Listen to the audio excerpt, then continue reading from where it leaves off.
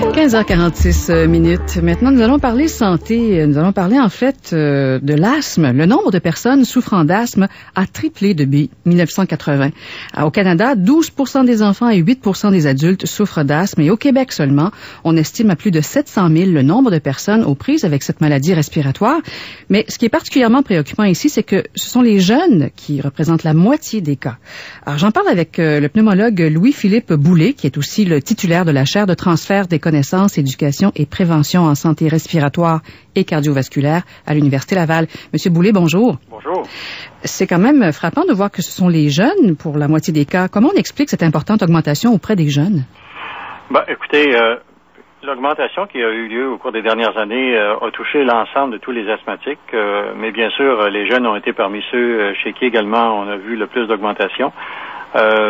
Il est possible que les jeunes soient plus sensibles, ont des plus petites voies aériennes, sont plus sensibles à leur environnement ou à différents facteurs qui peuvent modifier justement l'apparition de la maladie. Alors, par exemple, on pense qu'il y a eu un certain changement dans le système immunitaire des jeunes qui font un peu moins d'infections qu'autrefois, là, même si on pense que c'est pas le cas parfois. Mm-hmm. Et il y a plus d'antibiotiques qui sont utilisés. Alors, le système immunitaire, c'est l'hypothèse de l'hygiène qu'on appelle. On est peut-être trop propre à un moment donné.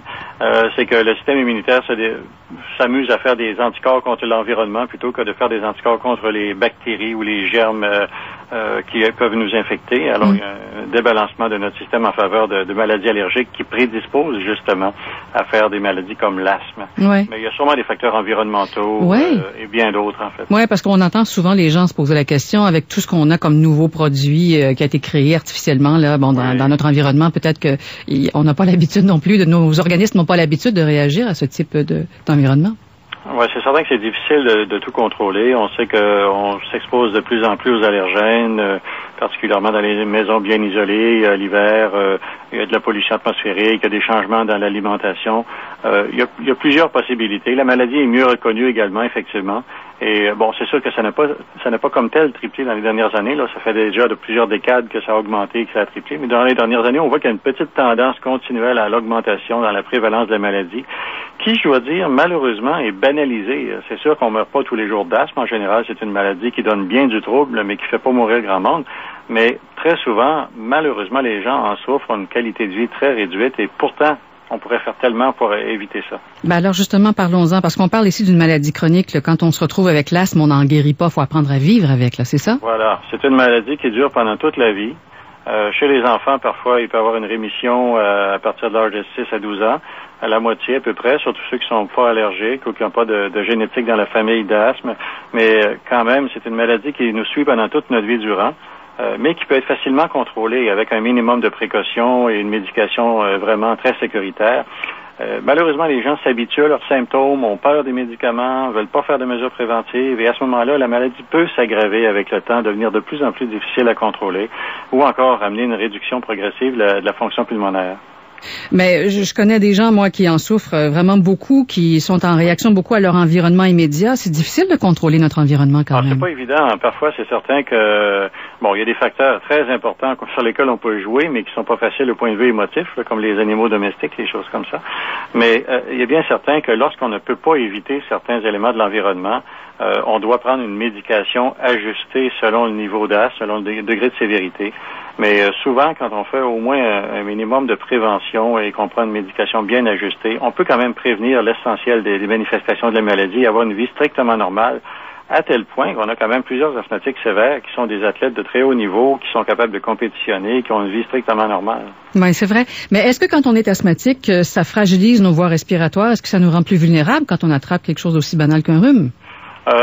En fait, lorsqu'un asthmatique attrape un rhume, il peut être un peu plus sensible qu'un autre, mais c'est surtout le fait que comme il y a déjà de l'inflammation au niveau des bronches, les manifestations du rhume vont persister pendant plus longtemps, parce qu'il y a déjà comme une plaie, il y a déjà un problème d'inflammation, surtout si l'asthme est mal contrôlé. Et bien certain que si on a minimisé cette inflammation des bronches d'origine asthmatique, à ce moment-là, l'infection va avoir beaucoup moins de conséquences. Mais bien sûr, oui, l'asthmatique a des bronches plus sensibles qu'un autre. Et est-ce que c'est si évident que ça qu'on est asthmatique? Est-ce que des gens parfois peuvent l'être sans le savoir? Ah, absolument. Écoutez, parfois on parle un peu du sur-diagnostic de l'asthme, mais il y a également beaucoup de sous-diagnostic de l'asthme. Je pense que c'est de mieux en mieux reconnu, même parfois on pense que c'est de l'asthme, ça n'en est pas.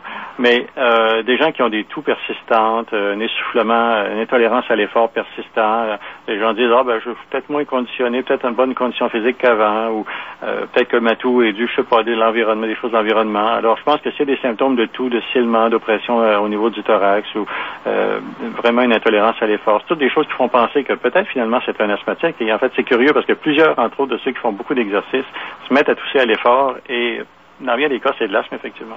Et en terminant, donc, on découvre avec vous jusqu'à quel point, effectivement, il y a beaucoup de choses à savoir sur l'asthme. Vous avez décidé de diffuser une vidéo-série sur la question. Voilà. Alors, écoutez, il y a déjà plusieurs ressources. Au Québec, on a un très beau réseau de centres d'enseignement pour apprendre aux gens qui font de l'asthme quelle est leur maladie, comment ça se traite. Mais on se rend compte que, malheureusement, c'est une minorité de gens qui ont une bonne information à propos de l'asthme. Alors, on a décidé, à la chaire de transfert de connaissances, de faire toute une série de films sur les grandes maladies chroniques. On en a fait un sur la bronchite chronique et l'emphysème, et là, celui-là, c'est sur l'asthme.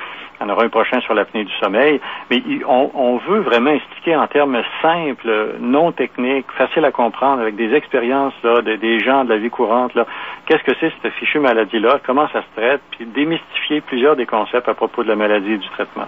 Je vous remercie beaucoup, M. Boulay. Ça me fait plaisir. Au revoir. Au revoir. Louis-Philippe Boulay, titulaire de la chaire de transfert des connaissances, éducation et prévention en santé respiratoire et cardiovasculaire à l'Université Laval.